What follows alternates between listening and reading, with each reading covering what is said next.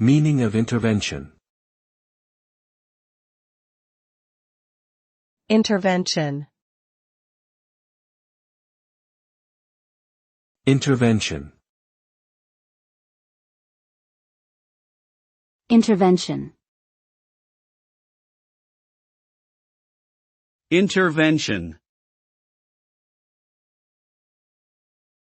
Intervention refers to the act of intervening or coming between two entities, typically in order to alter or affect a situation.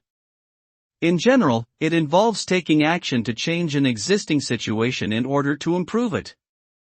An intervention can be carried out by an individual or group who is concerned about someone else's well-being and wishes to offer support or assistance to help them overcome a problem.